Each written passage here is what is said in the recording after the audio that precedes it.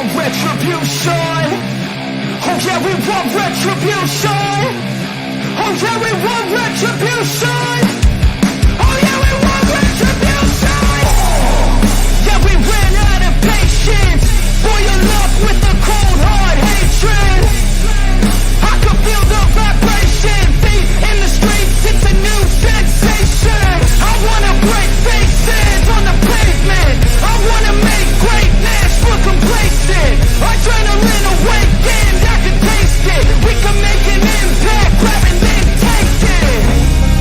Like a disease, bring them to their knees. Things that they to see.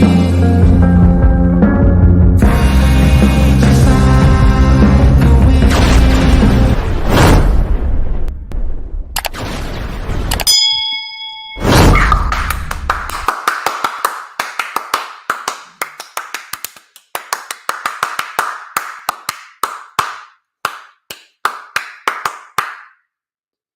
Oh my God, it's hot. It's cold. It's hot. It's cold.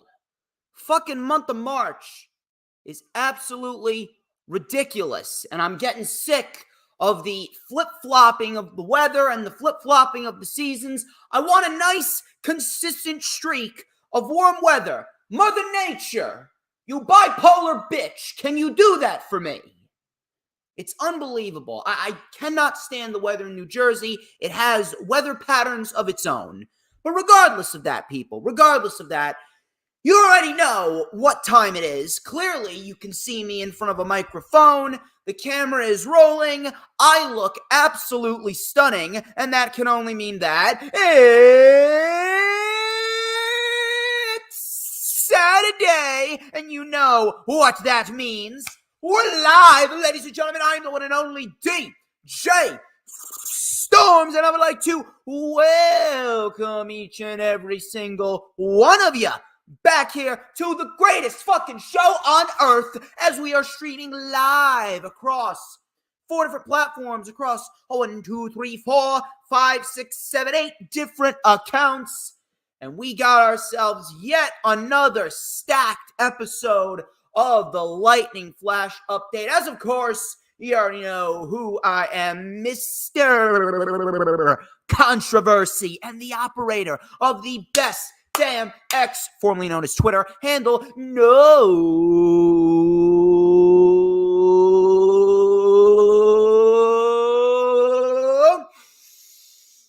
Oh man, stop what you're doing, people.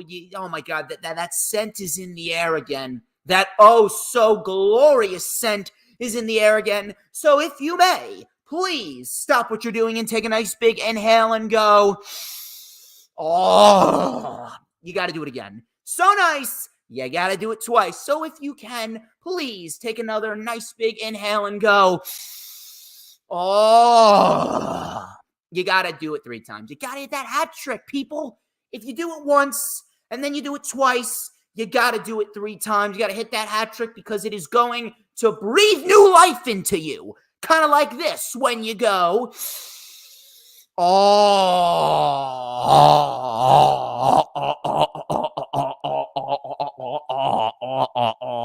shit. Do you smell that? Oh, my God, that is succulent. Oh, that is tasty. You know what that is, people? It is the scent that everyone smells when they come on in to this stream. It is the smell of pure motherfucking excellence. Wait for it. Wait for it.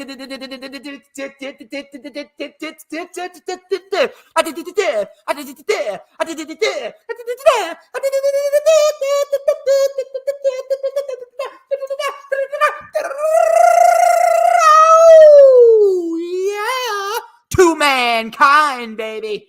And as per usual, I am on fire. Somebody better get a fire truck and spray me down because I'm bringing the whole damn building to the ground. This is, of course, the Lightning Flash Update for Saturday, March 9th, 2024. And I'd like to thank each and every single one of you for taking time out of your day to spend your Saturday afternoons with the greatest man that ever lived. Oh, I needed some of that ice water. Needed some of that ice water to give me a little extra energy for today. Although energy's never really been a problem for me because I am an endless supply of energy, just exuding the energy to everyone else around me so that way they may have a better day. Because it's a known fact that I make people's lives better. Anyway, thank you very much to Sarah Habka. Thank you very much to Dylan and Earl Cole and James Ponaseka. You guys are great. And I greatly appreciate every single one of you taking time out of your Saturday afternoons to come and watch me. We're talking about pro wrestling as per usual. I mean, it is a professional wrestling stream. If we're not talking about wrestling on the Lightning Flash update, then you know that something is wrong. But we got plenty to talk about, including Ricky Starks' status with AEW and what may happen with him going forward. Bobby Fish is not in the cards to return to AEW despite Kyle O'Reilly's return last Sunday at Revolution. Also, WWE may be wanting The Rock versus Roman Reigns to take place in Saudi Arabia at the next Saudi Arabian show on May 25th, 2024. In addition to that, we also have Tama Tonga and news about Tama Tonga. Tama Tonga, as we speak, is not set to make his WWE rumored debut until after WrestleMania season is over, so the fans should not expect to see him at any point in time before WrestleMania 40. All this and so much more. We're also going to go over Raw, SmackDown, and Rampage. We are not going to be going over Dynamite because I already went over Dynamite on Thursday on the Wrestling Experience with Mr. Earl Cole and Miss Sarah Habka. So if you guys missed that, please go and check that out. In addition to that, please make sure you follow me on social media. On X and Instagram, it is at HistoryMakerDJS. One more time, at HistoryMakerDJS, both on X and Instagram. You can also add me on my personal Facebook as well for collaborations and business inquiries. Please send me an email. My email is, of course, StormsTakeOver@gmail.com. Like the official DJ Storms business page, and I may just send you an invite to join the official DJ Storms Posse group on Facebook. That is, all of those links are in the description of this very video.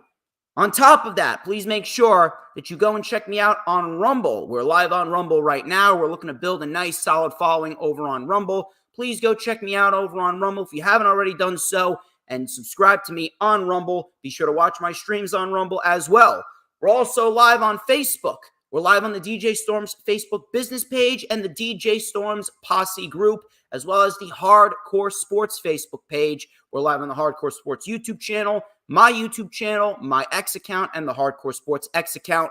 Nice wide outreach. There's no excuse why there shouldn't be at least 15 people in this chat right now. So please, if you haven't already done so, be sure to like the stream no matter where you're watching it from, and be sure to go and share the stream out on all platforms of social media, whether it be X, Instagram, Facebook, Pinterest, Tumblr, Snapchat, TikTok, Rumble, Twitch, no matter what social media platforms that you may be using, because we want to get as many people in here as possible so everyone can get a little dose of DJ Shizzle Dizzle, because like I said in the beginning, it's a known fact that I make people's lives better. I don't make the rules. Yes, I do.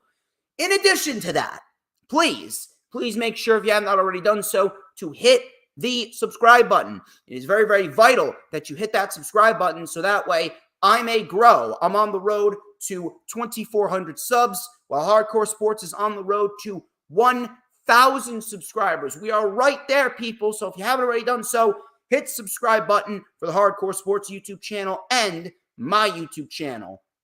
And on top of that, please make sure, if you have not already done so, hit that notifications bell with a huge coup de grace, because that way you are going to know whenever I pop up on YouTube. Because whenever I pop up on YouTube, oh, baby, you already know that it is the absolute best time to be on YouTube. Do you know why? Because it is the only time that you are going to get to see this glorious sideburn chin strap combo. Oh, and this beautiful, beautifully crafted mustache. You already know what time it is. Hold on. It's in here somewhere. I just gotta find it. Oh, yes. Oh, yes. Oh, yes. Look at that shit right there. What does that say?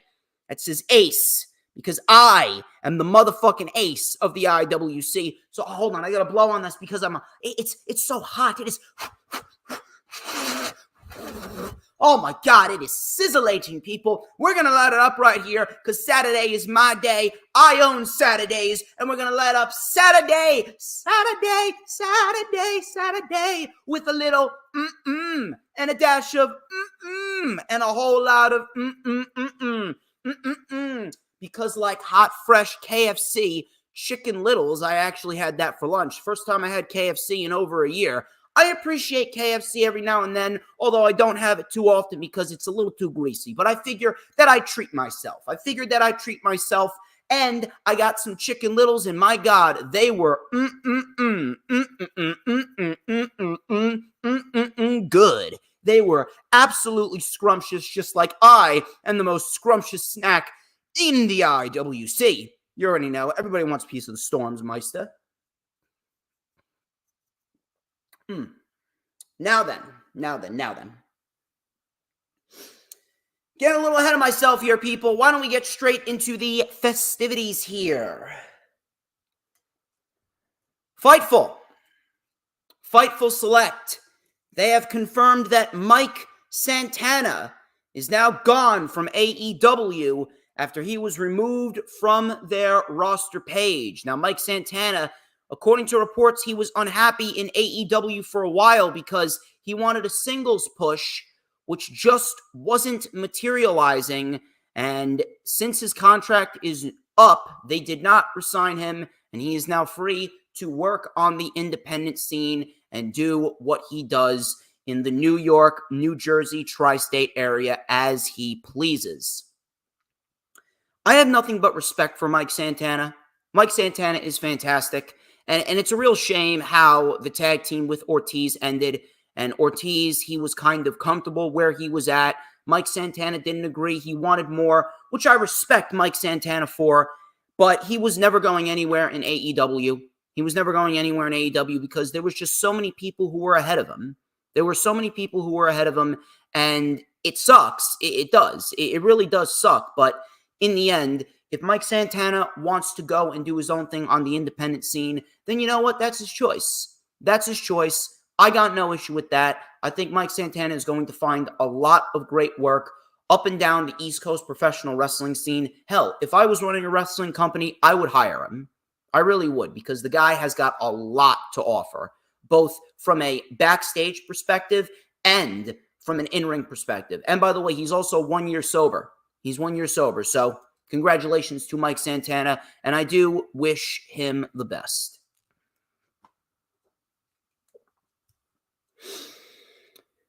Aaron Varble of SE Scoops, he reported that Tama Tonga, who's been rumored to sign with the WWE for a couple of weeks now, Tama Tonga will likely not be on WWE television programming before WrestleMania 40, so fans should not expect to see him before then.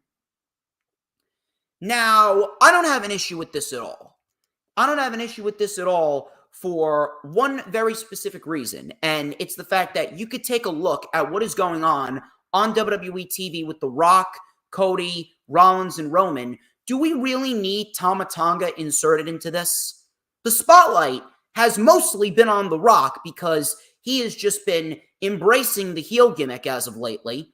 Not that it's really doing anything for me. Not that it's really amplifying shit, because let's be honest here. WWE, they were going to get a sold-out crowd for WrestleMania and the shows leading up to WrestleMania no matter what, because at the end of the day, WrestleMania season is the hottest pro wrestling season of the entire year by default. But as far as this whole ordeal with The Rock and Cody and Roman and Rollins, it's been as chaotic and overly convoluted as can be. Matter of fact, The Rock never needed to insert himself into this year's WrestleMania season. Some people would even say that he's actually taking away from Cody Rhodes and the moment that he should be getting, even though we all know that the end goal is going to be Cody Rhodes winning the championship at WrestleMania. There's no other way that it can turn out. If it turns out any other way, this is a complete fucking disaster. And what The Rock said on SmackDown last night, that wasn't just some line thrown out there in a promo. That was a fact. When he said, when Cody loses, that's it. He's done. He's never going to get a shot at this again. I mean, let's be honest here. Rock and what he's doing right now, I don't give a fuck, but he was right. He was right in what he said. That was a shoot right there. So Tama Tonga, I'm not mad he's not on WWE programming whatsoever, because right now, WWE programming doesn't need him.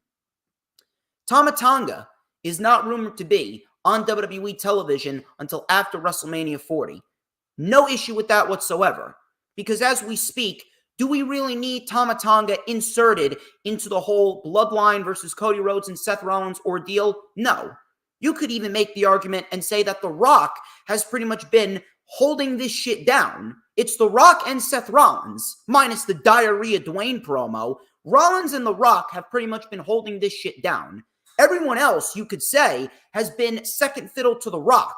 So Tama Tonga not being involved in this, it is not an issue whatsoever, because if Tama Tonga was involved in this, how much of a showcase and how much of a spotlight would he really be getting? Where does he fit into the bloodline in this storyline with Cody and Rollins? When The Rock turns on Roman, then we can get a modified bloodline civil war with Tama Tonga potentially siding with The Rock. Moving on here, Bobby Fish. Bobby Fish has not been involved on AEW TV since 2022 because he made some comments about Triple H and saying that he would go to war for Triple H. Tony Khan clearly did not like that comment, and Tony Khan has not hired Bobby Fish back to AEW for a while now. Fightful, they reached out to AEW regarding talks with Bobby Fish, and if we could potentially see Bobby Fish back on AEW TV now that Kyle O'Reilly is back on AEW TV. Fightful reported that AEW has not held talks with Bobby Fish over a return as of a couple of weeks ago. We saw Kyle O'Reilly emerge and make his return to AEW at Revolution. However, there are no plans for Bobby Fish to be brought back and join the Undisputed Kingdom. They do not need Bobby Fish. They do not need Bobby Fish. It is not necessary whatsoever, because right now the Undisputed Kingdom, they have enough individuals to be considered a credible faction. They just need to get the ball rolling as far as their booking and momentum goes. Revolution was a great start. Now, I do believe that Kyle O'Reilly will inevitably be involved in the Undisputed Kingdom. I do believe at some point Kyle O'Reilly will join the Undisputed Kingdom. As of right now, that's not going to happen. But the Undisputed Kingdom, they will kick out Wardlow. I can see it right now. I just sense it in my gut. The Undisputed Kingdom is going to kick out Wardlow because he either failed to beat Joe or they realize that Wardlow's not going to give the world title away to Adam Cole because Wardlow, he wants the world title for himself, and they're going to kick him out. In comes Kyle O'Reilly, and Wardlow is going to have to recruit the Pinnacle. MJF hopefully will be back.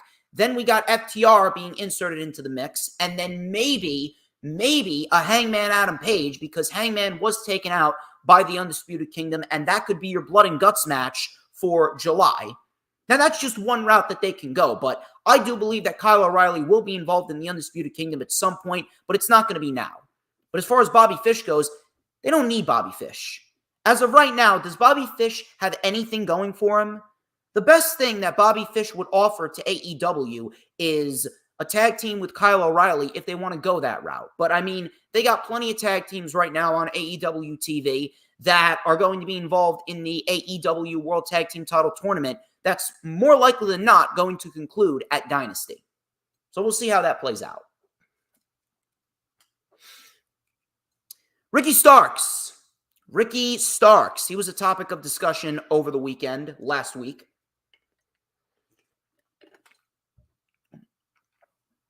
There were rumors circulating that Ricky Starks could be gone from AEW. Fightful reached out to AEW sources to clarify, and the sources confirmed that he is still active and his contract deal has not yet expired.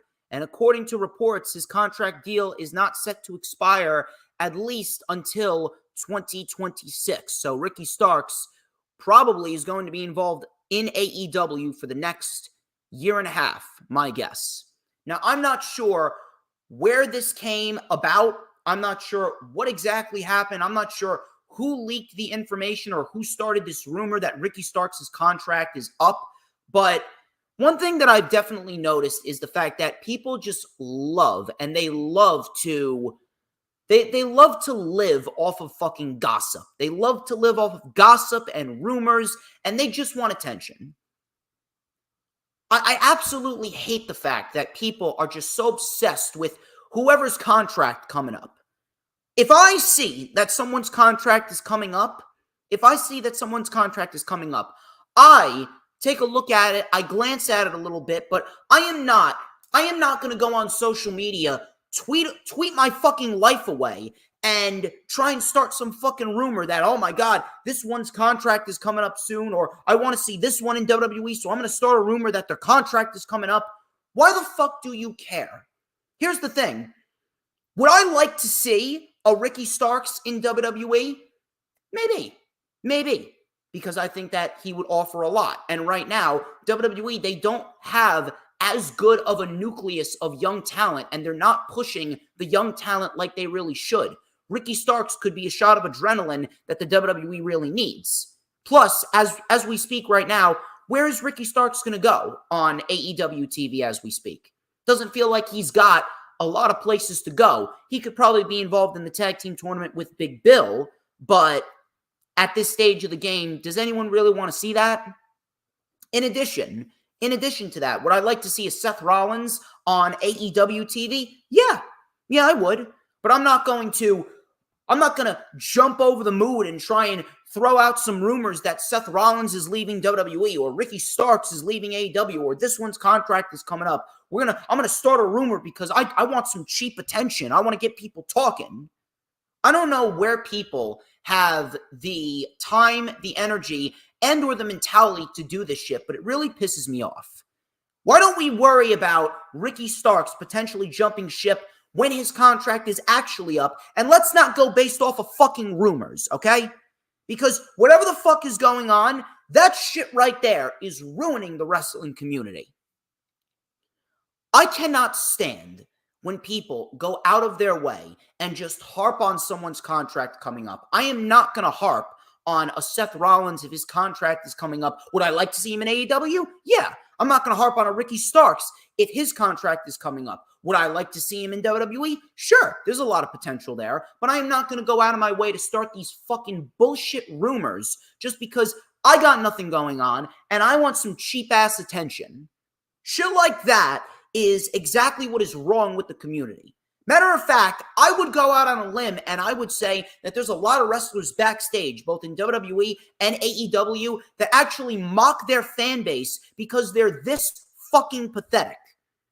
Stop worrying about when someone's contract is coming up. Focus on what they're doing right now, and then when their contract comes up, then we can cross that bridge of them jumping ship if they do decide to jump ship.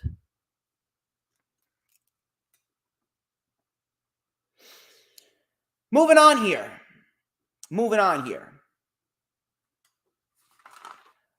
Let's talk about Saudi Arabia. PW Insider, they gave us an update on when WWE's next trip to Saudi Arabia will be. They stated that it is going to be the last weekend of May, that being May 25th. Last year, WWE brought back Night of Champions where we saw Seth Rollins and AJ Styles fight to determine who was going to be the World Heavyweight Champion. We saw Cody Rhodes and Brock Lesnar on that show. We saw Asuka and Bianca Belair on that show. We saw Gunther and Mustafa Ali on that show. We saw Sami Zayn and Kevin Owens successfully defend the undisputed tag team titles against Roman Reigns and Solo Sikoa on that show. So if I'm going out on a limb, I'll probably say that Night of Champions being the late May pay-per-view in Saudi Arabia would be their best bet. And I have no problem with it being Night of Champions. I got no issue with that whatsoever because Night of Champions last year, it served its purpose. It served its purpose. So if they want to, why the hell not? If they want to, why the hell not? Now, what are they going to do for Saudi Arabia? Now, PW Insider, they reported on when the event is going to be. Dave Meltzer actually came out, and again, I do not know how accurate this is. I'm not going to completely write it off, but I will explain my thoughts regarding this report. Dave Meltzer of Wrestling Observer Newsletter, he actually came out and he gave us a report regarding what WWE wants for the next Saudi Arabia show. And apparently, WWE wants The Rock versus Roman Reigns to main event their next Saudi Arabian show on May 25th, 2024, which I'm assuming will probably be a Night of Champions, something along those lines.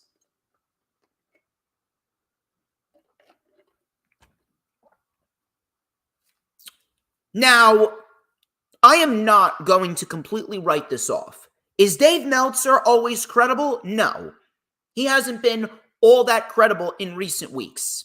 He has not been all that credible in recent weeks, and as we speak, I'm not sure where his head is at right now. But I am not going to completely write this report off, and I'm going to explain why. The Rock versus Roman Reigns is reportedly being discussed, and WWE wants this match for the next Saudi Arabian show in May. I am not going to write this completely off because of one specific reason. One specific reason is because The Rock right now is going full-blown Hollywood heel Rock, and he is fully invested in what he is doing in the WWE. And The Rock has been training vigorously to get in in-ring shape for WrestleMania. I don't think The Rock really wants to take another year off just to get into in-ring shape again next year, especially when The Rock's going to be older next year, and maybe his mind and his heart won't be in it as much as it is this year. Maybe they just want to get it out of the way while Dwayne is still in in-ring shape. I'm not saying that it's definitely going to happen, and I don't think it's going to happen, but I'm not going to write it off that WWE might want Rock versus Roman to take place in Saudi Arabia.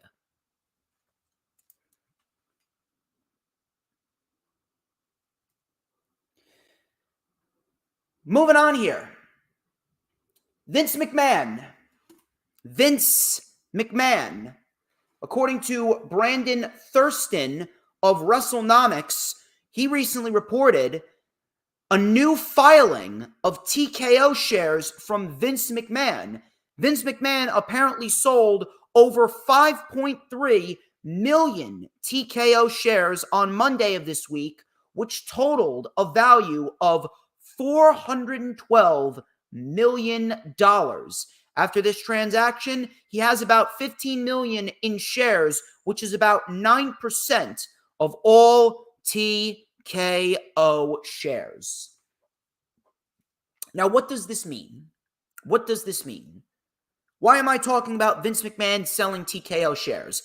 I don't give a fuck about any of these TKO shares. I don't give a fuck about money. I don't give a fuck about stocks. If you're a wrestling fan and you're talking about stocks and ratings and ticket sales, you're a fucking cancer to the community. You are a cancer to the community. You're a burden to society, and you do not deserve the oxygen that we breathe.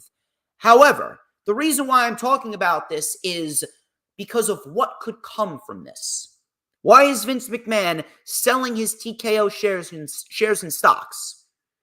Is he being told to by the board of directors because of all of the lawsuits and all of the evidence that is coming out against Vince McMahon? Or is Vince McMahon doing this on his own accord because he knows that there is going to be court cases, more lawsuits, and plenty of trials coming his way? I mean, he's got to pay for his legal bills somehow. I would not be shocked if Vince McMahon is doing this because he knows that more shit's coming his way. Vince McMahon selling his TKO shares could very well mean that there is more to come his way. Shit is about to hit the fan, more so than it already has. Vince McMahon selling his TKO shares could very well mean, I'm not saying it's a definite, but it could very well mean that there is going to be more lawsuits, court cases, and trials coming his way. And he knows that he needs to start paying for his legal bills. He needs to get as much money as possible so he could pay his lawyers to work so that way he could at least try to avoid prison time. Because if he doesn't have the proper amount of evidence, then he could very well be spending the rest of his miserable life behind bars. Vince McMahon is a born tactician. Every move that he makes is for a reason. So I'm going to keep an eye on this because I feel there's going to be more lawsuits, court cases to come out as we speak.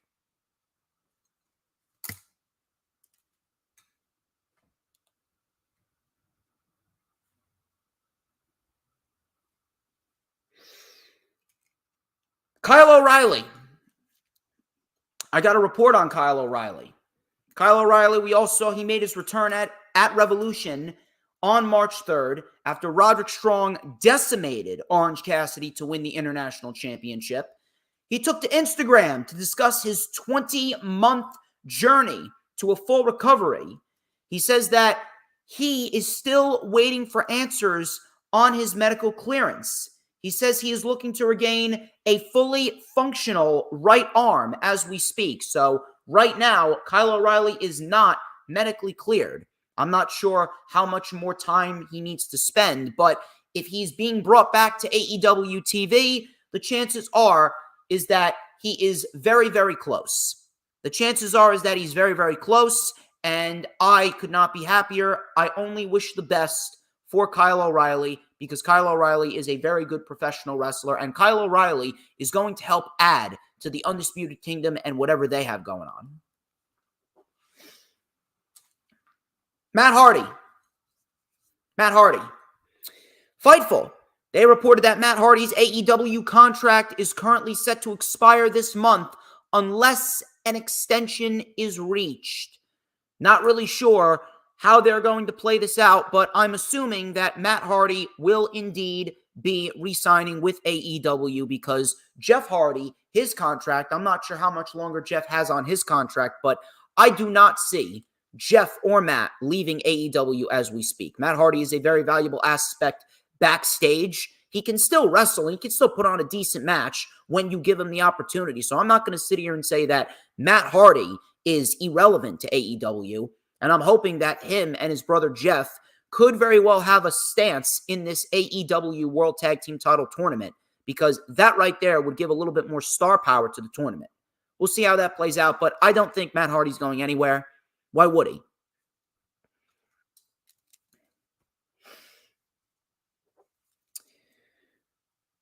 Sting. He had his retirement match this past Sunday at Revolution, and my God, was it a fantastic match. Fantastic shit. Perhaps the best retirement match that I've seen since Ric Flair and Shawn Michaels back in 2008 at WrestleMania 24.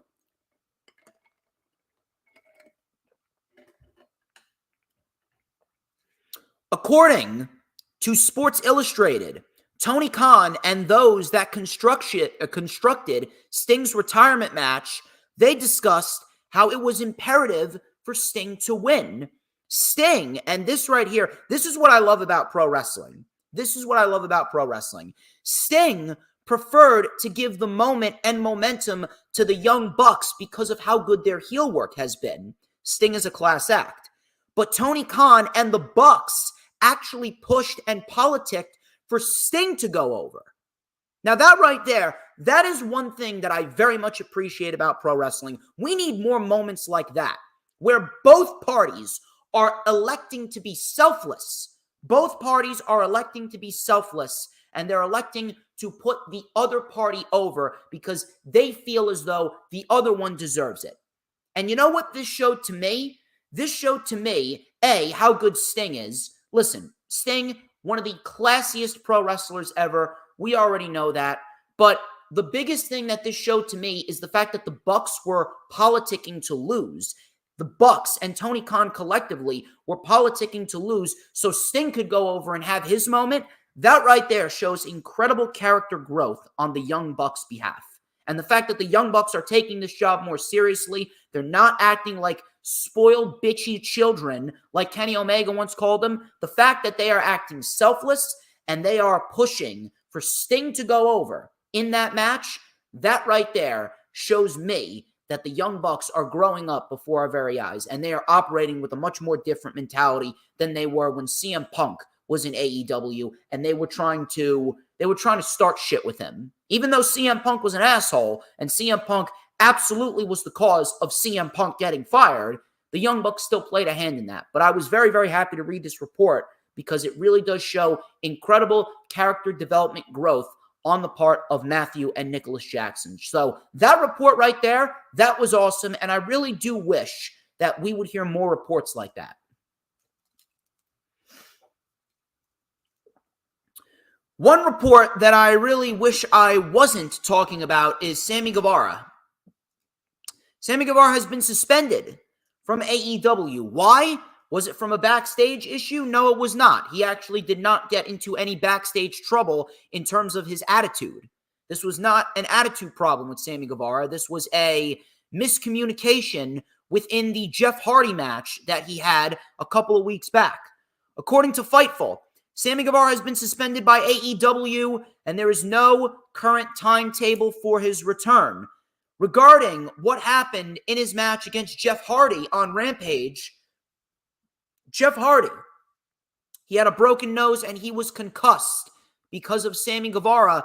He was out of place. Sammy Guevara was out of place. He did not do the shooting star press correctly, and his knee accidentally collided with Jeff's head.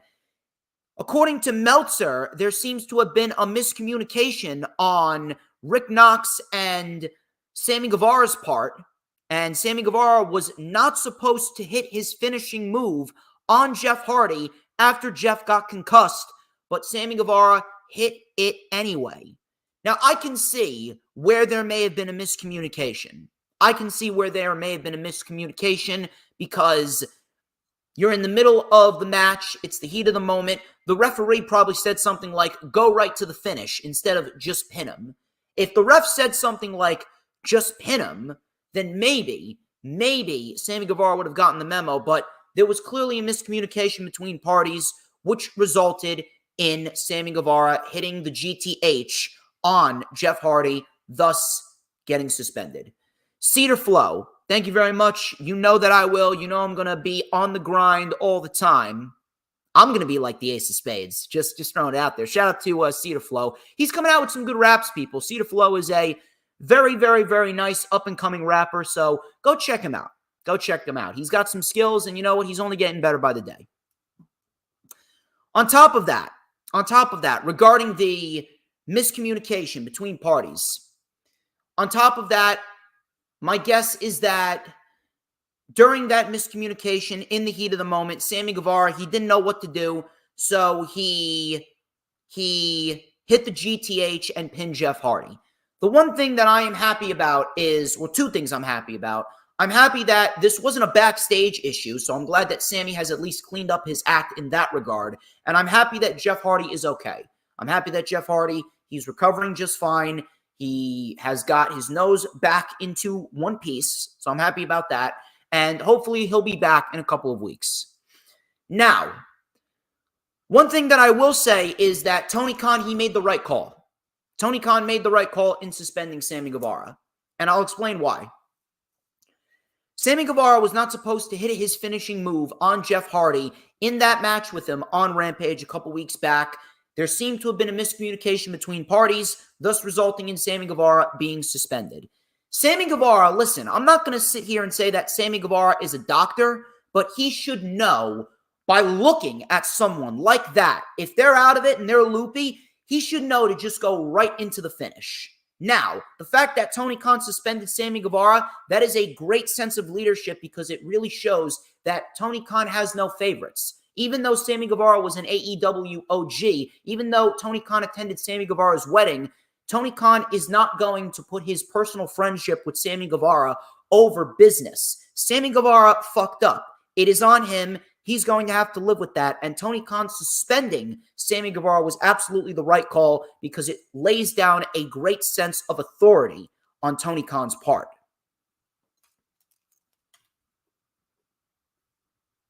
Now then, what's going to happen going forward? I do not know. The only thing that I can hope for is that Sammy Guevara, he does get a bit of momentum behind him because as we speak right now, I'm not sure where Sammy Guevara is going to fit into AEW programming.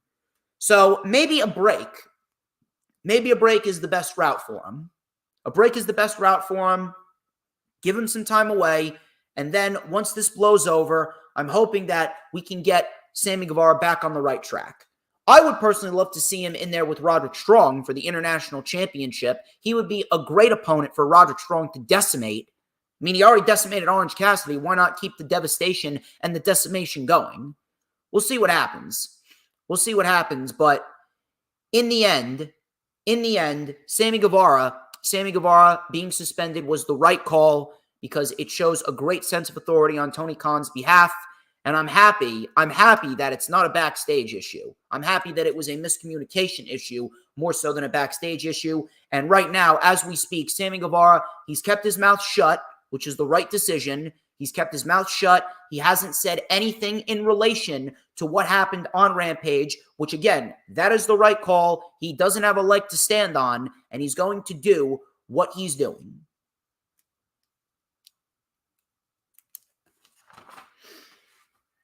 Those are your news, rumors, and reports, people. Again, it's going to be a little bit of a quicker stream simply because of the fact that I'm not talking about Dynamite because I talked about it with Earl and Sarah. If you guys want to go out and rewatch the wrestling experience, you can go ahead and check it out. It's live on the channel right now. And we are continuing the great year that we have been having. We're going to keep the views up. We're going to keep the likes up. We're going to keep those watch hours up. It is going to be great.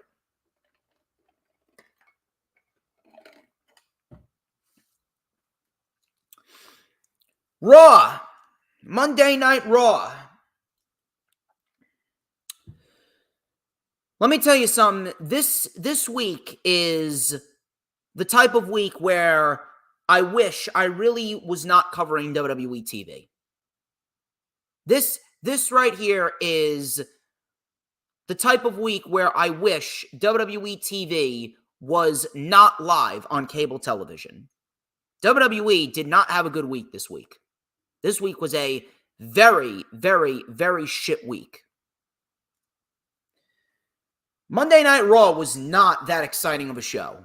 Very, very lame. Very, very lackluster. Very, very blah. Didn't really have much going for it.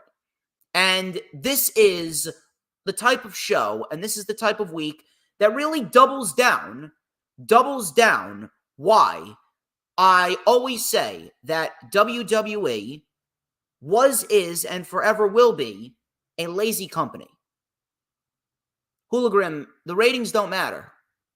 The ratings never mattered. They never mattered then. They never matter now. Cable TV right now is dying. Why do you think Raw has signed a deal with Netflix? Cable TV is dying as we speak. By 2050, everything is going to be on a streaming platform. We're going to be having smart TVs in our homes. You're ruining my fucking flow here, Hooligram. You're ruining my fucking flow. But Monday Night Raw, very, very blah show. Very, very mid show. Just a very skippable episode. And that sucks because there was actually some very solid wrestling on the show. Very solid wrestling on this show. And the overall aspect of the show, it's not necessarily bad, but there's really no sense of urgency. And the reason being is because WWE, they are just coasting into WrestleMania season. They're operating with this mentality of, we got 6 straight sellouts on Raw and SmackDown. We got to sell out on WrestleMania, night number 1 and night number 2. We don't need to do anything. We pretty much got all these matches laid out. We got Becky and Rhea. We got the tag team match with Rock and Roman, Cody and Rollins. We got Cody Rhodes and Roman Reigns. We got Seth Rollins and Drew McIntyre. We got Bayley and Io Sky. We got a triple threat match for the U.S. title. We probably got Sami Zayn and or Chad Gable versus Gunther. We don't need to put any effort into these shows. It's sad. It's sad. And I say this all the time. The more money that flows into these people's pockets, the less and less and less that they care. I don't give a fuck how many times WWE sells out Raw or sells out SmackDown. I don't. I care about whether or not they are putting effort into their shows. And this week, there was minimal effort put into Raw and SmackDown. WWE came off lazy this week. You know what they built this week around? They built this week around one thing and one thing only, and that was the promo on SmackDown with The Rock, Roman Reigns, Cody Rhodes, and Seth Rollins. So Cody Rhodes kicked off the show, doing his usual shtick, adrenaline in my soul, every thought out of control. Oh! Cody Rhodes coming out, and he goes, "So, what do you guys want to talk about?" I don't know why I sounded like a retarded Southerner right there. He says he wants to talk about standing across the ring from Roman Reigns, but there is a distraction, and it stings quite a bit, and I'm talking about The Rock. Yeah, I know, Cody, you have come out and cut the same fucking promo. You've come out and cut the same fucking promo every single week for about a solid year plus now. Is there anything that you can say that is different? Please.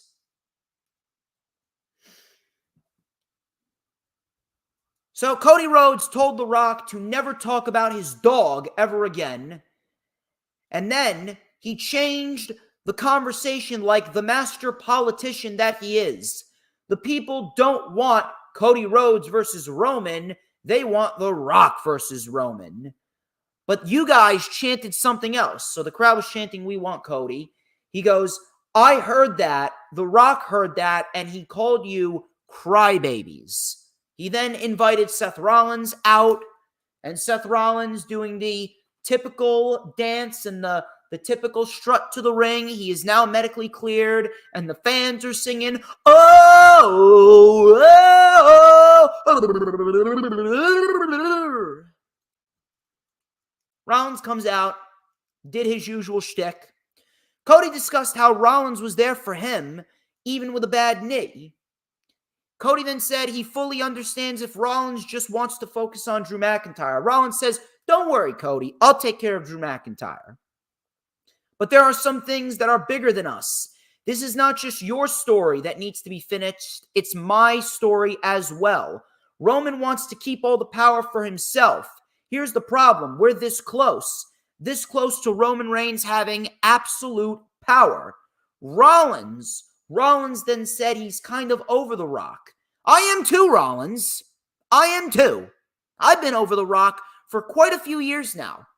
I never wanted The Rock back. The only people that want The Rock back are these fucking brain-dead idiots that live off of fucking nostalgia. So yeah, Rollins, I agree with you. I am over The Rock too. He then said The Rock hasn't been the people's champion for a long time. He then proceeded to call The Rock Diarrhea Dwayne. The crowd actually chanted diarrhea. So it looks like Rollins could say that he got diarrhea over. Rock, he then dared The Rock to try and make his title vanish from around his waist.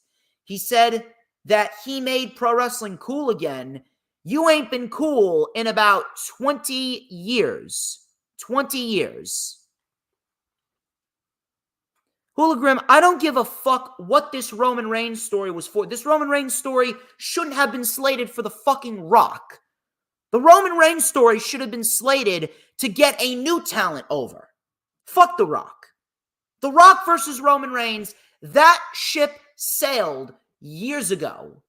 Did I expect The Rock to return? Yeah, I did. But guess what? He returned, and I shit on him because the WWE does not need The Rock.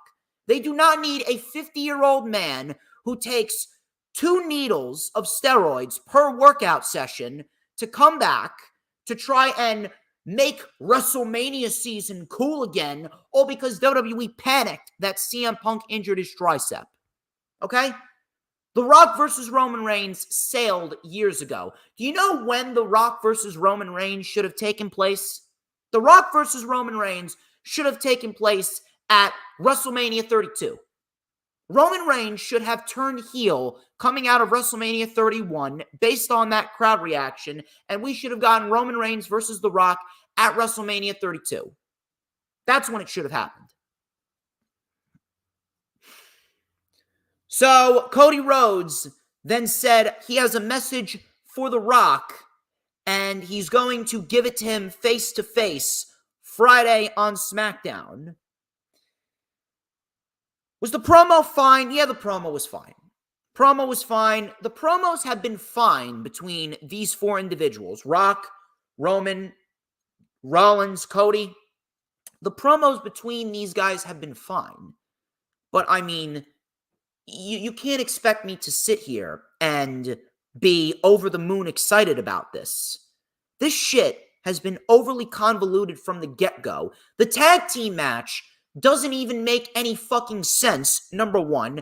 Number 2, the heel turn by The Rock still doesn't make any fucking sense. 3, this shit is as predictable as they come because The Rock, whether Roman Reigns wins or loses, I hope to fucking Christ that he loses, whether Roman Reigns wins or he loses, The Rock is going to turn on him. And we're either going to get the match with Roman and The Rock at Saudi Arabia like Dave Meltzer is reporting, or it's going to be next year at WrestleMania. That is the end game here. The Rock is not going to be involved in the bloodline for very long. This whole entire ordeal was shit right from the get-go when they could have just told a very simple story. And that this is what I hate about WWE. WWE always over-convolutes shit. The story could have remained simple with Roman and Cody. Not that I give a shit about Cody Rhodes finishing his story anyway, but Cody Rhodes is the right guy in the right place at the right time. He is the best candidate to get the title off of Roman. The only thing that matters in this whole entire clusterfuck of a build with Roman, Rock, Rollins, and Cody, the only thing that matters is that we get the title off of Roman Reigns. If Cody Rhodes does not win the championship at WrestleMania, you may as well never show him on TV again. Let him go. Cody Rhodes will be an absolute waste of space. He's going to be an absolute waste of roster space if he does not win at WrestleMania. You elected to give this fucking man back-to-back Rumbles. You either give him the title or you just killed a guy that could have been the next John Cena for the next 5 to 10 years. You just killed your biggest babyface in the WWE if he does not walk out of WrestleMania.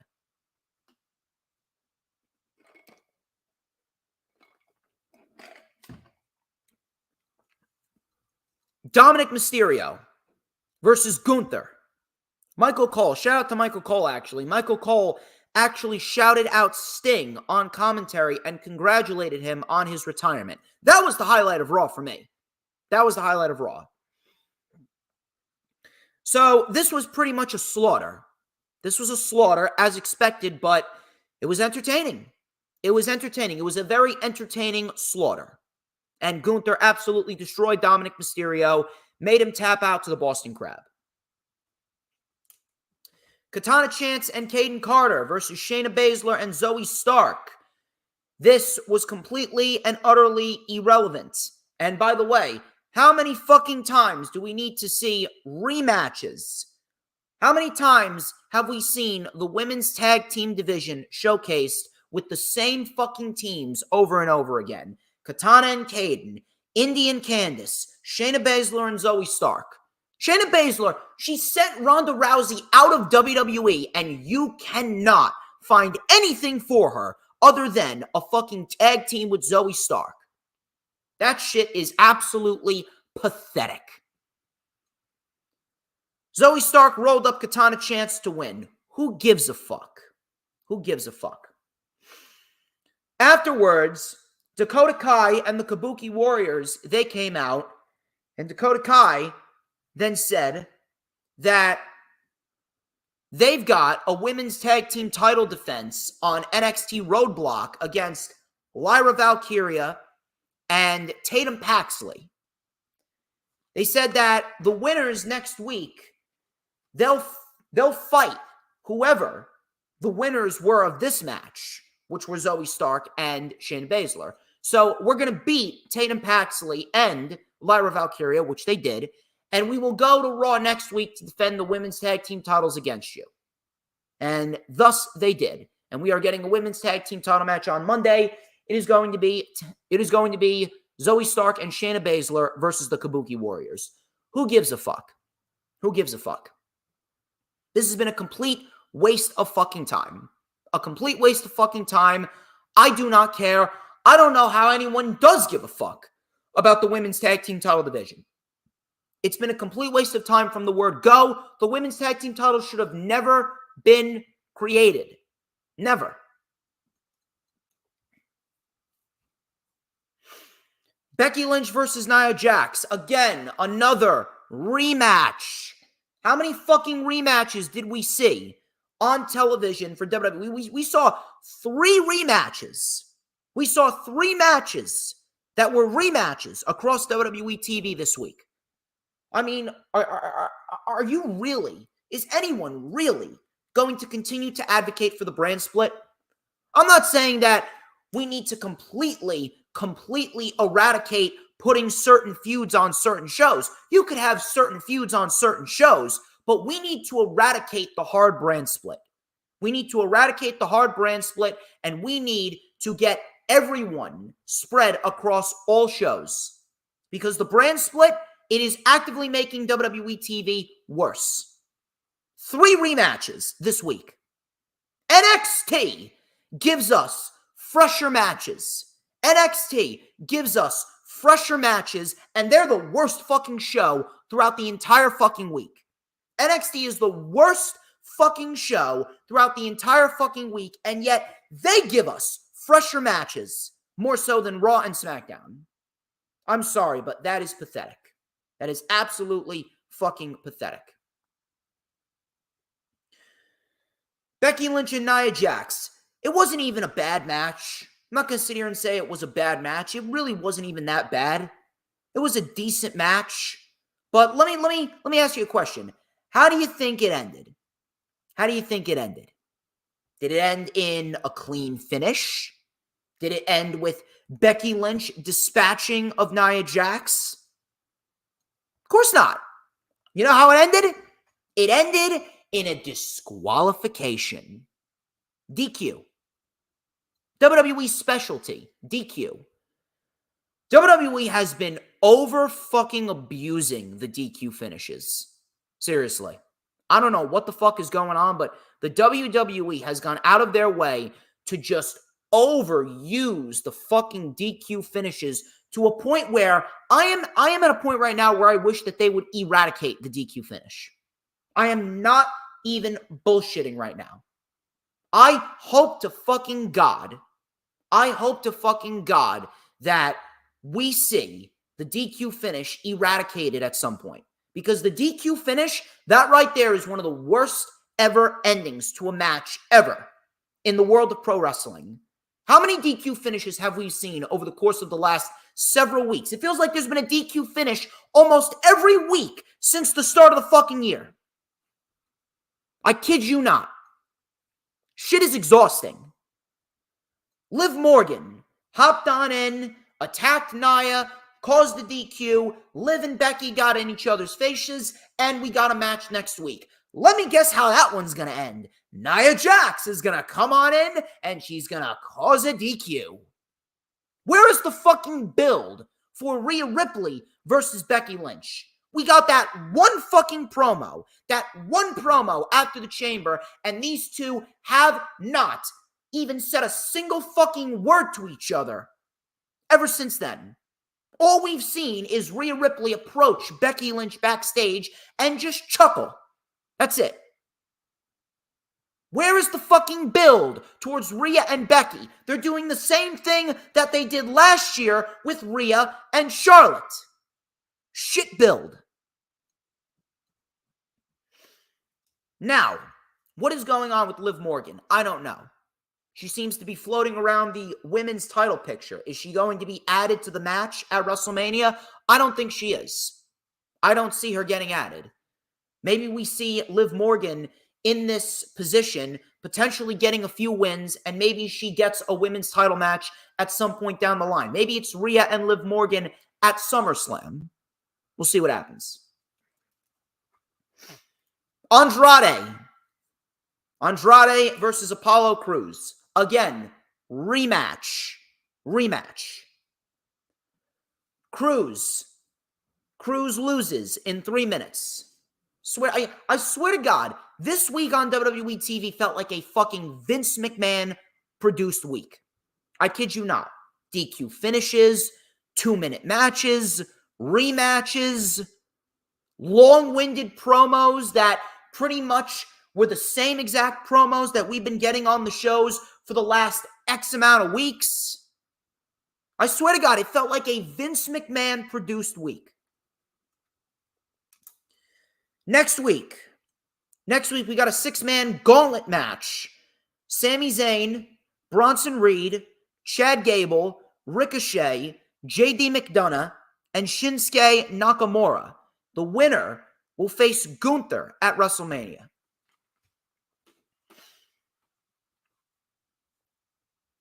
Imperium took on the Judgment Day. And Imperium, they actually delivered a very good match. From a wrestling perspective, this was probably the best match on the entire show. So, Priest and Balor with some double team on Kaiser. Kaiser then tagged in Vinci. Vinci took over control. Coming back from commercial, Balor was isolated before he made the tag to Priest. Priest delivered a broken arrow on Kaiser. Tagged in Balor. Balor rolled up Kaiser for a 2. Balor and Vinci traded roll-ups back and forth. Balor with a coup de grace, but Kaiser saved it. Kaiser then took out Damian Priest. We had a tope con hero on Kaiser by Finn Balor. Clothesline by Vinci, and Priest then delivered the South of Heaven chokeslam, and Damian Priest gets the win. 1, 2, 3. Very good match. The one thing that I hate is the fact that it was very, very silent. For an arena that was supposedly sold out, this is another thing that I cannot fucking stand. WWE, they have just been shoving, and I mean shoving the, oh my God, in front of a sold-out crowd. They have been shoving that shit down our throats legitimately at least 2 to 3 times per show for the last several weeks. You know what it reminds me of? It reminded me of a couple years back when the Alpha Academy, they were feuding with RK Bro, and I swear to God, about 5 times per show, every single time that Otis was on television, we'd either have the commentators or we'd have one of the wrestlers say, oh my God, Otis is a tree trunk. And they just kept on saying tree trunk, tree trunk, tree trunk. It's the same thing here. We get it. You're fucking selling out arenas. You do not need to say it over and over and over and over again. It's fucking annoying. You want to be happy that you're selling out arenas, fine. But you don't need to constantly say it 2 to 3 times per show. It's fucking annoying. They're saying it 2 to 3 times per show. They're putting it in the ads. They're writing in big, bold letters, big, bold yellow letters on the fucking promotional ads for SmackDown. Sold out. We get it. You got great promotional skills. We get it. You got great marketing skills. You don't need to shove it down everyone's throats. When you shove something down everyone's throats, people get fucking annoyed. Fucking Jess is telling me to go. No, I will not calm down. No, I will not be calming down, hun. This is what I do. Is this your first time watching me? This is what I fucking do. This is what makes me the best of the best. This is why I am so good. Aight? This is something that you're going to have to get used to because you and me, we're going to be spending a lot of time together on stream, babe. Anyway. Sami Zayn and Ivar. Valhalla. I don't know where this started. I'm not sure what the fuck is going on. I'm not sure where this came about, but Valhalla put her antlers on Michael Cole. Apparently, Michael Cole is a mark for Valhalla's antlers. And I believe Pat McAfee was saying that Michael Cole's got antler juice on his head. Whatever the fuck that means. So, Sami Zayn and Ivar, this was not a bad match. This was actually a very good match. It's impossible to have a bad match with Sami Zayn. I can't remember the last time Sami Zayn had a bad wrestling match. Now, I am firmly behind Chad Gable getting the IC title shot against Gunther. But I'm going to say that I would not be angry. I would not be angry if Sami Zayn ended up winning that gauntlet match. And the reason being is because, to my knowledge, I don't think we have seen a legit, and I mean a legit, 20-minute classic of a Sami Zayn and Gunther match. And to be quite honest with you, Gunther would benefit greatly from having Sami Zayn, and the babyface that Sami Zayn is, Gunther would benefit greatly from having Sami Zayn in the ring with him, and vice versa. So I'm sticking with Chad Gable, but I would not be angry if Sami Zayn was the one to get the match. Jey Uso and Drew McIntyre. Again, rematch. But hey, WWE, they're hot, right? They may be financially hot, but in terms of television quality, WWE is still very, very mid. This WrestleMania season may be better than last year's WrestleMania season build, but WWE at their core is still a very, very lazy company. All right, so let's not kid ourselves when we say WWE is hot. Financially hot, yes. Creatively hot, no. Rematch, Drew McIntyre and Jey Uso. This ended with Jimmy Uso distracting Jey because we all know that this is resulting in Jey versus Jimmy at WrestleMania. That's one of the matches that they're building towards. It's going to happen. It's going to happen. That was Monday Night Raw for you. Monday Night Raw, or as I like to call it, Monday Night Mid. That was Raw. Now, I will say this, though. I will say this. Raw was actually better than SmackDown. Now, that's not saying much because SmackDown was dog shit. SmackDown last night was complete fucking dog shit. And I'll tell you why. You know what? One thing that I hate. I hate a lot of things about pro wrestling, but if there's one thing about WWE that I cannot stand, the mentality that WWE has, I cannot fucking stand when WWE builds their show or builds a feud or builds an angle, builds their company around a select group of people. I cannot stand when they only have a group of 5, 6, 7 individuals that they place all of their effort into, and then everyone else gets neglected. And that's exactly what SmackDown was. SmackDown was basically built around one thing and one thing only, and that was the promo battle, the promo segment between Seth Rollins, Cody Rhodes, Dwayne Johnson, and Roman Reigns. That's what the show was built around. Matter of fact, I'm going to go out on a limb and say that the people of Dallas, Texas were fucking scammed. These people got fucking scammed. Matter of fact, I don't even know what's more sad. The fact that WWE scammed those people, or the fact that these mindless inbreds down there in Texas were dumb enough to spend $400, $500, $600, $1,000 to sit in that arena for the shit show that they got. Listen, from a political standpoint, I love me some Texas. I love my Donald Trump supporters down there. I love my MAGA people down there. Trump 2024, fuck everybody else. But Texas, oh my God. The people in that arena are a bunch of fucking retards. They really are. They paid money thinking that they were going to get something of substance. And you know what? They ate that shit up. They ate the slop off the floor like the fucking pigs that they are. It just fuels my lack of respect for everyone. It really does. SmackDown was complete dog shit. You know what was the biggest thing that happened on SmackDown? KSI took an RKO. That was the biggest thing that happened on SmackDown. Logan Paul kicked off the show. He talked about debuting at WrestleMania. He called himself a conqueror. He hyped up himself, and he says that the reason why WWE is so hot right now is because he is the secret sauce. Listen, Logan. I think you're fantastic, but WWE is not hot because of you. WWE is hot right now because A, it's WrestleMania season, and B, they have the best promotional and marketing skills on the planet.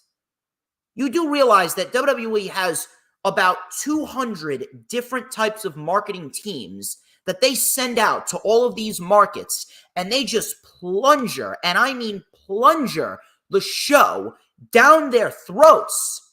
They just plunger the show, shove it in everyone's faces to a point where someone bites the bullet and says, hey, you know what? I've been hearing about this for a couple weeks now. Why don't I buy a ticket?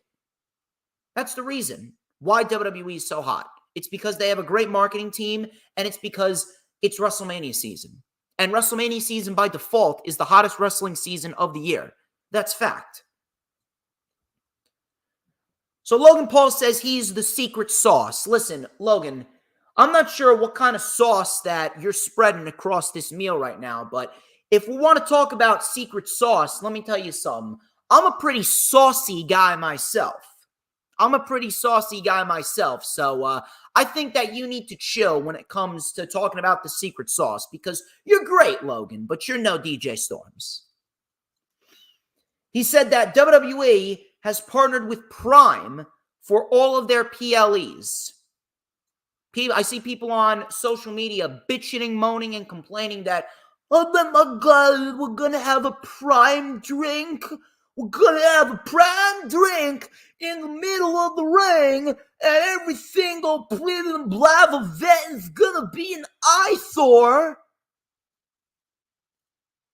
You people are complaining about a fucking Prime drink being placed in the middle of the fucking ring. Meanwhile, you have yourselves a clusterfuck, a complete fucking clusterfuck of a build to WrestleMania with The Rock, Roman, Cody, and Rollins, and yet you're sitting there, you drop your pants, and you fucking pleasure yourselves until you climax 5 different times to whatever fucking promo that The Rock is cutting on social media whenever he starts cursing and throwing F-bombs, and you're sitting there like, oh God, it's so good. Oh. You're complaining about a fucking Prime drink being placed in the middle of the fucking ring as if that's going to have any effect, as if that's going to have any negative effect on what goes on at these WWE PLEs, as if that is going to have any negative effect as to what goes on when the bell rings with these matches. But yet you're perfectly fine with a shitty-ass program with the Bloodline, Cody, and Rollins, where nothing makes sense. Nothing makes sense. You're completely okay with a lackluster build for Rhea Ripley and Becky Lynch. You're completely fine with that. But oh no, God forbid they put a Prime drink in the middle of the ring.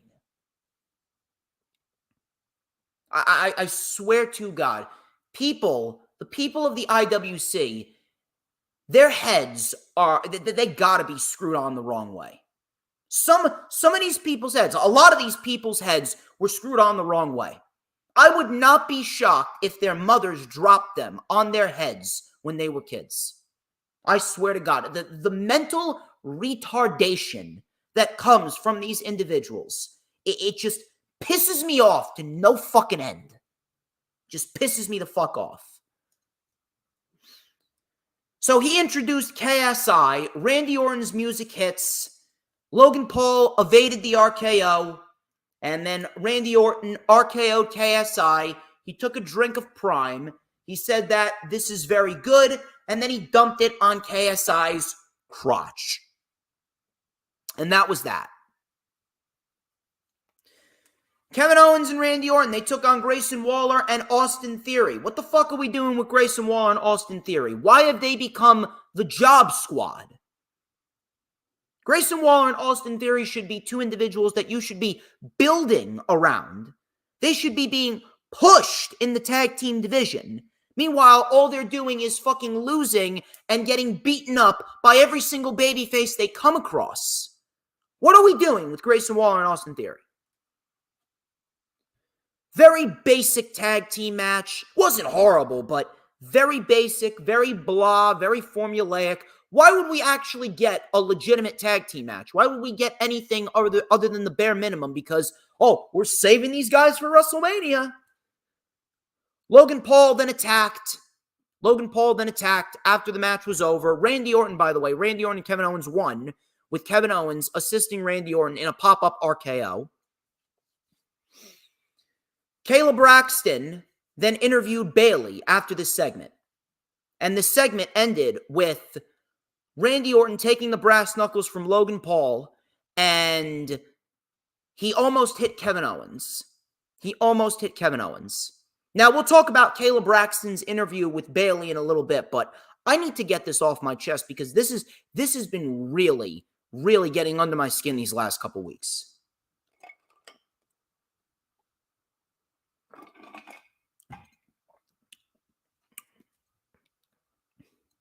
Logan Paul seems to be headed towards a triple threat match with Randy Orton and Kevin Owens. Is it going to be a good match? Yes, it is. Is it going to be a nice showcase for the U.S. title? Yes, it is. But my question is, why isn't LA Knight in this position? LA Knight is stuck in a feud with AJ Styles, which, it's a good match. It'll be a nice undercard feud for both men. But why is LA Knight not in the U.S. title picture? You would like to have LA Knight lose 2 world title matches. You didn't give LA Knight the U.S. title last year when you should have given it to him, and now he isn't even involved in the U.S. title match at WrestleMania. The whole reason why Logan Paul won the title was so that way we could get LA Knight taking it from him and getting a big moment at WrestleMania. I'm sure the triple threat match is going to be good, but not having LA Knight involved in the U.S. title picture at WrestleMania, that is an absolute fumble.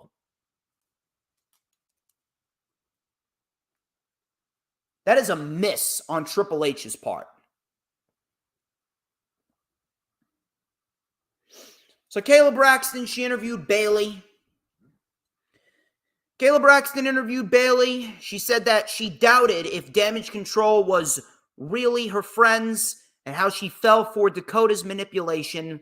She talked about making enemies for attention, but she did it all for Io and Dakota, and now it's backfiring. She said that she is more focused than ever, and she has been ready for this fight. She is going to put her heart and soul into making sure that she breaks Damage Control.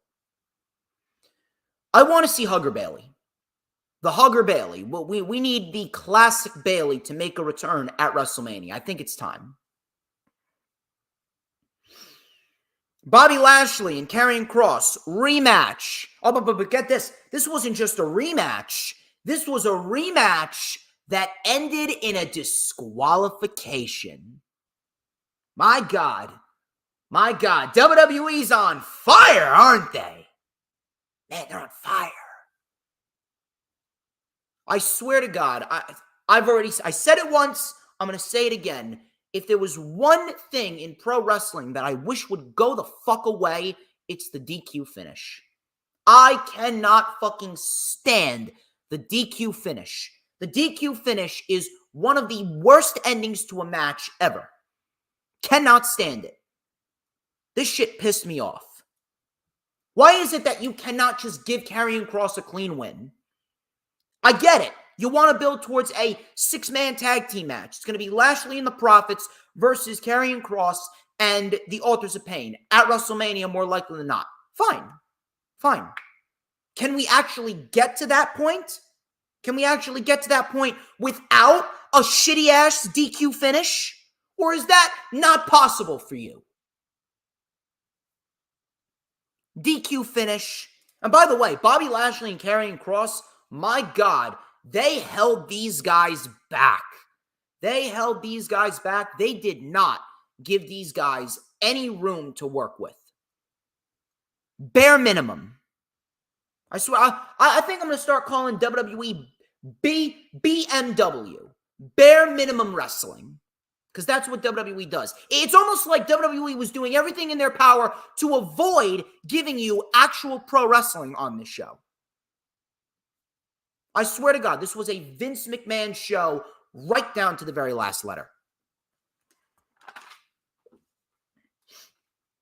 Michin and Tiffany Stratton. Again, rematch. 2 minutes. Tiffany Stratton wins. Yeah, that's really going to get Tiffany Stratton over. Giving her 2 minutes. 2 minutes in the ring. Man, that's good, right? AJ Styles. He cut a promo in the back.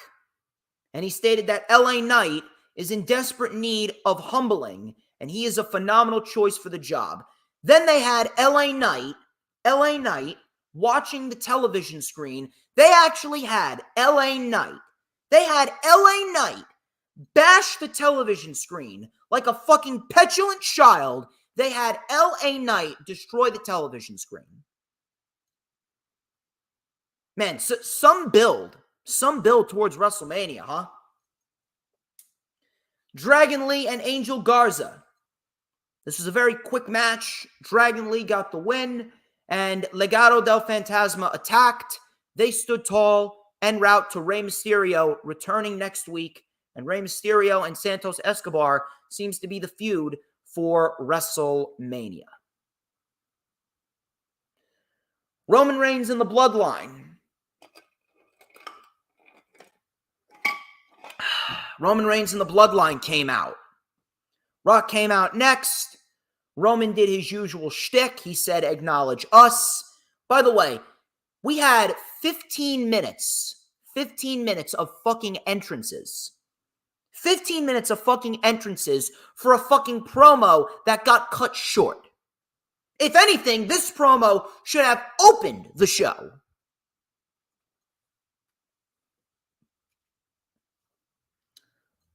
The Rock came out. The Rock came out next. Rock and Roman Reigns, they were standing in the ring. They were just soaking everything in. Cody and Rollins then came out through the crowd. And then we go to commercial as they are making their entrance. Crowd was singing Rollins' song. Cody said that we should feel this. Take a moment and feel this in a sold-out Dallas, Texas. Again, how many fucking times are you going to say sold out? We get it. You're selling out arenas. You don't need to constantly say it. Because the more that you say it, the more sick of it people are going to become. We get it. God, you have Cody Rhodes saying it in his promo. You have fucking the announcers saying it. You have who is it? Michael Cole saying it. Corey Graves is fucking saying it. The Rock is fucking saying it. We get it. Shit is fucking annoying. Cody Rhodes, he talked about how many times He talked about how many times that he's thought about this, and then he asked The Rock if he had the authority to make a match because you acknowledged Roman as your tribal chief. The Rock then interrupted Cody, said, "Shut your mouth." Rock said that he's going to drop some gospel. The Rock acknowledged Roman because we are family and that's what we do. So The Rock repeated the stipulations. The crowd then chanted diarrhea. Rollins then told The Rock to shut up. He called The Rock Mr. Midlife Crisis. He said that you had your damn time. You damn sure can't have ours, and we accept. So Roman then laughed. He looked at Cody and he goes, "Are you really going to let this cross-dresser make decisions for you?" So The Rock then said, "When Roman beats you, that's it." The Rock then called him their boss. So he's like, "The Rock is your boss." Rock then said, "If Cody doesn't win, he'll never get another shot at this again." Rock then said, "You got the High Chief looking down on us. You got your father, a legend, a Hall of Famer, looking down on us. You got your brother. He's a Hall of Famer, future Hall of Famer. Your sister as well. And you're 20 years younger than your siblings. And do you know why? It's because you were a mistake." So Rock called Cody a mistake. Cody then proceeded to slap The Rock, and the show went off the air. Ooh, he called him a mistake. Ooh, he's talking about his siblings. He's talking about his father, like we haven't seen that promo before. By the way, I am still waiting for an explanation as to why The Rock decided to side with Roman Reigns, because might I remind you that Roman Reigns has feuded with everyone under the sun, and almost everyone that he's feuded with prior to Cody Rhodes has said something about his bloodline. Where was The Rock then? Why is it that The Rock is coming out and going after Cody Rhodes? Why is The Rock going after Cody Rhodes? Because Cody Rhodes said something about the bloodline. What makes Cody different from everybody else? Can someone please answer me that question? Again, the promo was fine. I'm not going to sit here and say it was a bad promo because then I would be lying to you. The promo was fine. It was fine. But that doesn't change the fact that the storyline still sucks and the entire ordeal is still predictable. I would be dead shocked if Rock and Roman lose that tag team match. And on top of that, I would be dead shocked if The Rock doesn't turn on Roman. If he doesn't turn on Roman at Mania, he's absolutely turning on Roman on one of the shows after Mania. And then you got Seth Rollins. Some people are saying that Seth Rollins is going to turn on Cody Rhodes. Some people are saying that Seth Rollins is going to turn on Cody Rhodes. People are saying that Rollins is going to turn on Cody Rhodes. Let me tell you something. If he is going to turn on Cody Rhodes, he's not turning on Cody Rhodes until Cody Rhodes beats Roman. Cody can beat Roman, and then Seth Rollins can turn on him. Why would you have Seth Rollins cost Cody Rhodes the victory? Why would you even contemplate having Roman Reigns retain? Why would you even contemplate not taking the title off of Roman Reigns when Roman Reigns has actively made WWE TV worse as champion? I don't understand you people. I honest to God do not understand how you people could be this fucking dumb. I don't understand. Very bad show. Very, very bad. Rampage. Rampage was better than SmackDown. And that's not even saying that much because Rampage isn't exactly lighting the world on fire. Rampage ain't lighting the world on fire, but Rampage actually gave you more wrestling than SmackDown did. How is it that SmackDown is a 2-hour fucking show and you don't even get 30 minutes of wrestling? Meanwhile, on Rampage, you get 30 minutes of wrestling within the first 30 minutes of the show. Go figure. Go figure. AEW gives you wrestling. WWE gives you shitty cinema. Rampage. I would say it was slightly better than last week. Really nothing to rave about, really nothing to do backflips and jump over the moon about. But Rampage was not a terrible show at all. I preferred watching Rampage over SmackDown. Matter of fact, Rampage was much easier to get through than SmackDown and Raw. Orange Cassidy and Trent Beretta, they kicked off the show. They fought Kip Sabian and The Butcher. This is a little preview towards what we're getting with the AEW World Tag Team Title Tournament. Chuck Taylor, for those of you that do not know, is injured. So this was a decent little match. Really nothing over the top. This went about 11, 12 minutes, and it did its job. The one thing that I'm looking at is Trent Beretta's mannerisms. Could we potentially see Trent Beretta turning heel? That's been teased for a little bit now. I would not be shocked if Trent Beretta does indeed turn heel because he is a little bit jealous. He's a little bit jealous of Orange Cassidy and his success. I don't know. But Beretta, he tagged in Orange Cassidy. Orange Cassidy, he had a little bit of flurry of offense before the Butcher delivered a power slam on him and a backbreaker. By the way, the Butcher is in phenomenal shape, I will admit. Cassidy was isolated. He got to the tag. Trent Beretta came in with a jumping Meteora and a German suplex barrage. The Butcher accidentally hit Kip Sabian. We had a high knee by Beretta, a plancha on the Butcher, backdrop driver on backdrop driver on Kip Sabian by Beretta, and a running knee, or as he calls it, the sexy Chucky knee strike.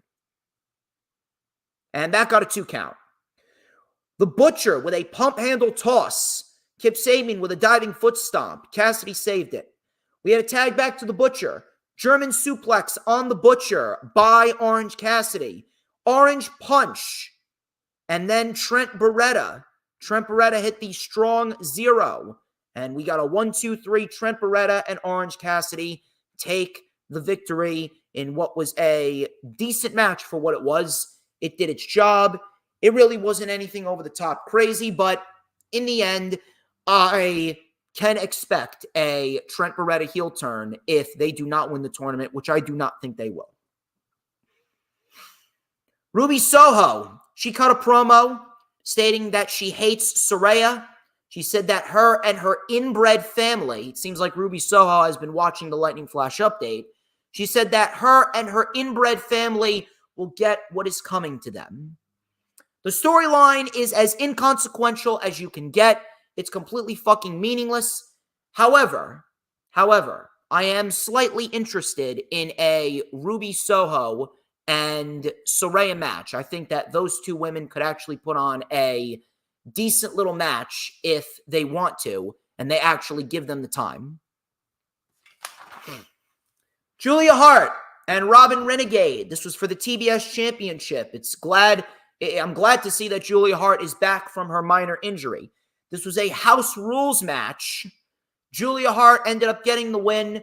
Very basic showcase here for Julia Hart. Nothing over the top. Julia looked fine, but Julia clearly is not one of the best women's wrestlers that they have. And I do believe that getting the TBS title off of her is the best course of action going forward. I do believe that Willow Nightingale would be more than an adequate individual for Julia Hart to drop the championship to. You got Mercedes Moné coming in next week. So as we speak, I think we need to put the best possible individuals at the forefront. We need to put the best possible individuals at the forefront here, and we need to put the championships on the best women's pro wrestlers, and Willow Nightingale is a very nice up-and-coming star and a great representative for the TBS Championship and that division. Willow's fighting Riho next week. That should be a very solid match, so I'm looking forward to that. And I'm actually very happy with where the division is at right now, although it's not where it needs to be, but it is getting better slowly but surely. But this was a very skippable match, very meaningless, didn't really need to happen. It was mainly thrown out there because Julia Hart, She came back from injury. They wanted to showcase her. She looked fine. And that was pretty much that. If you skipped over this match, I don't blame you at all. Penta El Cero Miedo. He took on Action Andretti. And these two actually put on the best match of the show. Matter of fact, what we got here with Penta and Action was actually better than anything that we got on SmackDown. I kid you not. This was a very solid match. And if you wanted to go back and rewatch this, spend 10 minutes and rewatch it. It was very solid. So we had a nice back and forth between both men. We had a step up Gamengiri by Penta. We had a chop to the chest, which looked nasty. I do not want to get chopped by Penta. If I was given the choice of potentially eating a 12-egg omelet or getting chopped by Penta, I think I take my chances with the 12-egg omelet. So, after the chop, Action Andretti, he tried to mount the comeback. He delivered a nice diving Hurricane Rana to Penta off of the apron. Coming back from commercial, Action Andretti with a heel kick, and then he channeled his inner RVD and delivered a rolling thunder through the ropes onto the floor on Penta, which looked very smooth. Back in the ring, springboard by Andretti into a thrust kick. We had a Spanish fly by Andretti for a 2 count. Super kick with Andretti upside down, and then a spinning Spicoli driver by Penta for a 2. We had a springboard into a Poison Rana by Andretti for a 2. Andretti went for a spinning Tornillo, but Penta caught him with a kick. He then delivered the Fear Factor, and Penta gets the win. I would not mind seeing Penta in a scenario where he is fighting Roderick Strong for the international title. I think that would be a very, very solid match for Penta and Roderick Strong as well. Give me Roderick Strong and Penta. Roderick Strong and Penta. If you want to, book that for Toronto. You want to make sure Toronto's a big show. Give me Roderick Strong and Penta.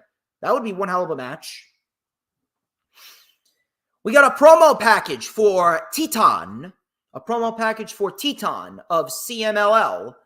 And Titan, it looks like that he is fighting Chris Jericho on Collision. Not really sure where Chris Jericho is going at this very moment, but Chris Jericho seems to be the forbidden door for the CMLL guys. And Chris Jericho, let me tell you something. No matter what you think of Chris Jericho, he is still putting on solid matches. If you've been watching his matches as of lately, Jericho has been putting on some solid matches with the likes of Kyle Fletcher, with Konosuke Takeshita, with Atlantis Jr., and I'm assuming he's going to give us another one with Titan. Main event. It was Brian Keith, Commander, versus Top Flight versus Private Party. It was a 3-way tag team match. I was actually a little disappointed that Private Party did not get the win here, but I'm assuming that Top Flight is going to get a big showcase in this tag team title tournament. The tag team title tournament, it's coming up. We got ourselves some solid teams in there. We got Orange Cassidy and Trent Barretta. We're probably going to get FTR in there. We're probably going to get Blackpool Combat Club in there. We're going to get the Bucks in there. We're going to get Top Flight in there. We're going to get Private Party in there. It's a lot of good teams that I'm looking forward to seeing in that tournament. So we'll see how that plays out. But it looks like we're going to get ourselves a nice solid tournament. And it is going to be a nice tournament to carry the company into Dynasty, and they can crown new tag team champions at Dynasty. So this wasn't a bad match whatsoever. Pretty basic triple threat tag team match. We had Top Flight getting the win with an inverted ripcord facebuster. It was like an inverted facebuster into a gourd buster, so to speak, by Darius Martin, and Top Flight get the win. If Top Flight can stay healthy, I think that Top Flight is going to have a very, very, very solid year in AEW this year. So I'm looking forward to seeing what Top Flight does going into the future. And that was pretty much that, people. That was that. That was AEW Rampage, and that was indeed your week of professional wrestling. Ladies and gentlemen, thank you very much for your time, and that wraps up this edition of Lightning Flash Update. You guys are fucking awesome. You guys are awesome, and I greatly appreciate each and every single one of you. Till next time, you already know the drill, people. Like, comment, and subscribe. Check out all of those links in the description of this very video. Be sure to set your calendar dates for the first week of April, because not only is it my birthday, not only is it the most important date in human history, my birthday, but on April 4th, I'll be going live with John Blaine for the rundown for Supercard of Honor and for NXT Stand and Deliver. I am also going to be going live at 3 p.m. on Friday, April 5th for the rundown for WrestleMania. And then we got the rewind for WrestleMania on Saturday, or Saturday's actually the rewind for TakeOver, not TakeOver, NXT Stand and Deliver and Supercard of Honor. And then on Sunday and Monday, we got ourselves the rewind for WrestleMania Night 1 and the rewind for WrestleMania Night 2. Set your calendars, set your notifications. It's going to be big. Like, comment, and subscribe. Check out all those links in the description. Until next time, I am DJ Storms, and this has been the Lightning Flash Update. But before we get out of here, very important question that all must answer. Ladies and gentlemen, as I take a sip of my ice water, who runs the IWC? I will tell ya who runs the IWC. Who? But DJ motherfucking Storms. And don't you ever forget it. Cause we want retribution. Oh yeah, we want retribution. Oh yeah, we want retribution.